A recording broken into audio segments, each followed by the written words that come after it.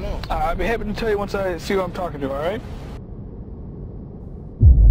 So you can either do this the easy way, or the hard way, alright?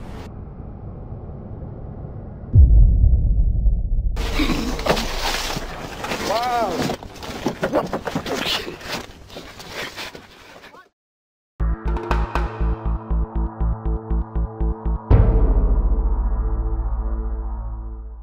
Welcome to Audit the Audit, where we sort out the who and what and the right and wrong of police interactions. Today's episode covers the presumption of guilt, contacting a supervisor, and restricted areas, and comes to us from Auditing America's channel. Be sure to check out the description below and give them the credit that they deserve. Let's dive right in and audit the audit. On September 2nd, 2018, Auditor Anselmo Morales Torres was filming the National Guard Recruiting Center in Cranston, Rhode Island from a public sidewalk, where he was initially contacted by Cranston police officer Andrea Camella. I'm alright. What are you if you want to just be gone? What are you doing over here? Just videotaping. What are you videotaping? Facility. Why are you videotaping the facility? Okay. It's my own purposes. So, what's going on? I don't answer questions. Do you have any ID on your butt? I don't answer questions. Okay, we got a call for a suspicious person, okay? Because this is kind of suspicious behavior. Okay, what crime do you suspect me committing? So, alright, before we act stupid, okay? Let's just talk about when you're standing in front of a facility that's a government building, and you're filming it like that, you caught the attention of the security guards, right? There might be some cause for concern for who you are and if you intend to do anybody any harm over here. The legalities surrounding the act of filming military installations have not been clearly defined in a courtroom, but law enforcement officers often cite 18 U.S. Code 795 as granting them the authority to criminalize such public photography. Code 795 is an antiquated and often misrepresented piece of legislation whose constitutionality is questionable at best. I have made a video that explores Code 795 and its relationship to the Homeland Security's Operational Readiness Memo from 2018 in more depth, which I will link in the info card above. Filming a public facility from a public sidewalk is not a crime, and although it may be considered suspicious, it does not warrant the presentation of identification. Even in stop and identify states like Rhode Island, officers must be able to articulate a specific crime that they suspect is being, has been, or will be committed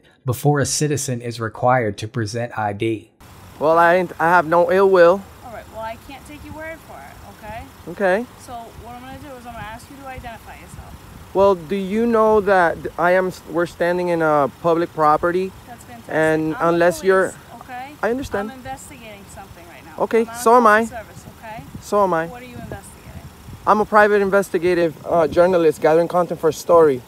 And you should know that unless I'm being suspected of a crime, I don't have to provide ID. Well, until I can determine that you are not committing a crime, I'm going to ask you for your ID. Article 11 of the Universal Declaration of Human Rights, which was adopted by the General Assembly of the United Nations in 1948, declares that the presumption of guilt is a denial of an international human right. The presumption of guilt is the principle that a citizen is considered guilty until proven innocent. All courts, both national and international, operate under the legal doctrine of innocent until proven guilty. Presumption of guilt shifts the burden of proof onto the defendant, who must then prove their innocence in order to achieve acquittal, and is contrary to the very fabric of both American and international freedom. Officer Camella admits that she doesn't know whether or not Mr. Morales Torres is committing a crime, but will detain him until he proves his innocence to her, therefore presuming that Mr. Morales Torres is guilty of something and shifting the burden of proof onto the defendant. Well, I think I'm going to have to decline to that, ma'am. Do you have a... What's your name and badge number? You can decline. It's on my chest. What's your name? I don't see your name in your chest. Well, you haven't identified yourself to me either. So I don't have to, ma'am. You're a government official. You're entitled to identify yourself. Fantastic. What's your name and badge number? If you do not identify yourself to me, yes. and we continue to do this, yes. can you tie me up? Yes. Okay. Let's not make a bigger thing than we have to. It's not. I'm just doing a lawfully protected. Can you identify yourself as a journalist then? I don't have to, ma'am. This is the United States of America. Do. No, I don't, ma'am. I think you need to review the laws. Maybe you need to review the laws. Nope. Maybe you need to review the laws, ma'am. Okay. What's gonna happen? Do you have a supervisor? What's gonna happen is you're gonna identify yourself. If you choose not to identify yourself, because now I've asked you about 4 times already. Not gonna happen. Then this is gonna rise to the level of obstruction of justice because I have to figure out what crime. What crime do you suspect me? You won't me? tell me what you're doing here. I already told you, ma'am. Your behavior is highly suspicious. I already told you, ma'am.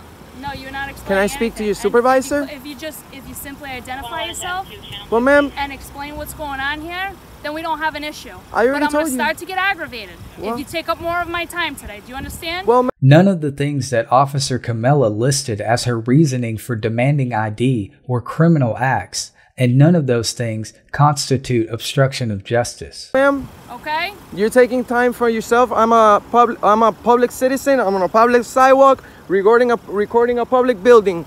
Unless you're suspecting me of committing any crimes, then I suggest for you to treat me. Ma'am, don't put your hands on me. Ma'am, don't put your hands on me. Why are you, ma'am? Why are you? Am I being detained? Put that down. You ma'am, can't have anything in your hands right now. Put that down. I'm ordering you to put that out of your I do not consent to any seizures or searches. Drop that out of your hand now. I do not consent to any seizures or searches. On the basis of Code 795, it could be argued that Officer Camilla does have reasonable suspicion that a crime is being committed, and most lower courts would probably rule that conducting a Terry frisk on Mr. Morales Torres was within her authority. Whether or not Code 795 would serve as justification for a Terry frisk in a higher court is debatable, and given that Code 795 has not been successfully challenged beyond a district court, there is no ruling or legal standard which limits the scope of the code. Although there have been multiple cases which challenge Code 795, the federal government's willingness to settle cases outside of the courtroom have left the ambiguous nature of the code untouched. For more details about the legal battles associated with Code 795, check out the video I linked earlier in this episode. That's fine. You don't have to. What crime do you suspect me of committing? What crime? My safety, Am I being I'm asking you to put that down. She's patting you down for weapons. I'm not No asking problem. you, I'm telling you. This is an illegal detention, what you're doing right now. Yes, it is, because I am a private citizen gathering content for a story. And you guys are harassing me. I will file a formal complaint on you, ma'am. I guarantee you're going to leave here before I do. And you're not going to get my ID. I guarantee you. And you're burning me with your engine. You're burning me with your engine in my hand. I'm not having a seat. Okay, I am a private citizen. Right now. You guys, Understand? you guys are violating my rights. You guys are violating my rights. I have not crossed any. What's your name and badge number, sir? What's your name? Have a seat. Nobody's identifying themselves. I'm holding my phone because this is for my safety, ma'am. Hold your phone, have a seat. This is for my safety. Do you have any body cams? Have a seat. I cannot believe this. I cannot believe this. You failed to identify yourself as a government official. I demand for you to contact your supervisor right away. It is a common misconception that law enforcement officers are required to identify themselves by law. Although it is the policy of most police departments that their officers identify themselves when asked, there is no legal action that can be taken against an officer who refuses to identify. Contacting a supervisor works much the same way. Although it is a good idea to ask for a supervisor, officers are under no legal obligation to contact a supervisor upon request. Supervisors do not have any more legal authority than patrol officers, but they are sometimes more knowledgeable about the relevant codes and statutes. However, this is not one of those times. You're her supervisor, sir. What's your name and badge number, sir? That's 422. You can read it yourself. Okay, and what's your last name, sir? Listen to me. What are you doing here today? Sir, well, right now what we're doing is wasting our taxpayers' money and harassing good citizen that's only gathering some content for a story. There's no reason for you guys to put your hands on me and search me and do what you do, because this is not Nazi Germany. This is the United States of America. And I will be filing a formal complaint on you, and you will be hearing from me. I promise. Sir, have an ID on you? Sir, I do have an ID. I don't have it on me, and with all due respect, you should know that unless I'm being suspected of a crime, I do not have to provide that information. On the other hand, you guys have failed all to provide me with your name. Where'd you park your vehicle? Ma'am, that's none of your concern. No, it really is my That's concern. none of your concern. Exactly my This is the concern. United. You guys do, listen, you guys do whatever you guys want. They have to do then. Sir, what's your name? I'm not answering questions. I've asked him 20 times. Okay, we can do this very simply. We just want to make sure, verify who you are, okay? What you're doing is engaging in suspicious activity. We got called here. So I'm being detained. We're Yes. talking Am I being detained? Yes. Yes, you're being Under detained. suspicion of what crime? We're investigating that right now. The supervisor reinforces the fact that these officers are operating under the presumption of guilt and are not able to articulate a crime that has been committed. These officers are detaining Mr. Morales Torres until he proves himself to be innocent by presenting his ID, instead of detaining him because they have some evidence that he has committed a crime. Then you have no authority of detaining me. well, see, the This thing- should be a What's your consensual. law school, This sir? should be a consensual conversation. No, what's your name and badge number, sir? Here's the thing. Listen, you don't speak for him. What's your name and badge number? Officer Quali, Can we, -491. I appreciate that, sir. Okay, so listen, I'm asking what your name is, okay? Not gonna happen. Okay. So you guys go ahead and do whatever you need to do. I'm not gonna answer any more questions. I will be contacting my lawyers for what you guys just did to me. This is invasion of my privacy. This is invasion of my rights. You guys are putting your hands in my pocket. I did not consent to any seizures or searches, and you guys will be hearing from me. I promise you. Stand by for I the talk. promise you. I promise all of you. Thank you for identifying yourself, sir. The only one that's done it since I've been here. I've been illegally detained for absolutely no reason. And this lady right here, which I don't know her name yet, 516, will be hearing from me. And I'm sure you guys have a captain right for the now. internal affairs that's gonna wanna have a talk about this. I promise you. I promise you. You have illegally detained me. You put my hand in that burning hood, you're gonna hear from me. I think you like this attention right No, you guys are wasting our money. You guys work for the You're people. wasting my time. No, well then leave. You're free to go. You're dismissed. Because what? We pay for your salary. And you need to stand away from me because I you're... pay my salary, all right? You pay your salary? As What's far as going I on know, here is that as far as you I can- know, you'd be we free to pay leave. for your You'd salary. be free to leave We- if you were willing to be a I normal will be person free and to have a leave, conversation and I'm not gonna and prove comply that with that's you not- because you are a jerk. Okay? Jerk. Yes. There's other ways of approaching people, and I'm not a fucking criminal for you guys to be treating me like start this. screaming and swearing Okay? on the Well, sidewalk. apparently you would do the same thing if somebody approaches you demanding stuff from you after you haven't done absolutely nothing. You're filming at a restricted area. They have legitimate concerns about why you're over here. They According to the Code of Federal Regulations, a restricted area requires limited access and a high degree of security protection. No publicly accessible sidewalk meets the legal definition of a restricted area, and no citizen who chooses to walk down a sidewalk should be inadvertently subject to the jurisdiction of a nearby restricted area. The notion that Mr. Morales Torres presents a security threat by filming the facility is not logical. Any information that Mr. Morales Torres could gather through filming the facility is readily available online, and the exact location where Mr. Morales Torres was contacted can be found on Google Maps. have whatever why- that's concerns, why you- and you guys should be professional enough to post up over here and ask people whatever it is that you need to ask in a nicely manner, not aggressive manner like the unidentified the officer first over 6 here times. does. Well, I don't know you, but I appreciate you identifying yourself. Maybe we can start over. I will definitely, yes, I will definitely speak to you, sir. What was your name again? Laquali. Okay, well, sir, I appreciate you identifying yourself as as your duties, demand. Yes. They asked you what you were doing, right? They assumed you were filming the property. I am.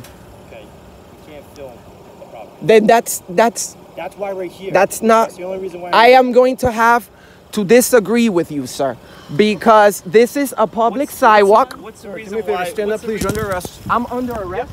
Mr. Morales Torres was arrested and charged with obstruction of justice and disorderly conduct and bonded out of jail the same day. Before his trial, Mr. Morales Torres was arrested twice while conducting other audits, breaking the conditions of his bail and forcing him to remain in jail until the date of his trial. After serving 90 days in jail, Mr. Morales Torres accepted a plea deal and was sentenced to 1 year of probation. Overall, Officer Camilla and the Cranston Police Department get an F for failing to respect the rights protected under the First Amendment, embracing the internationally condemned principle of the presumption of guilt, and being disrespectful and rude to a citizen who was exercising their rights. Officer Camilla was extremely unprofessional and lacked the basic social skills necessary to carry out her duties. The Cranston PD's absence of professional candor is indicative of a department in desperate need of reformation, and I sincerely hope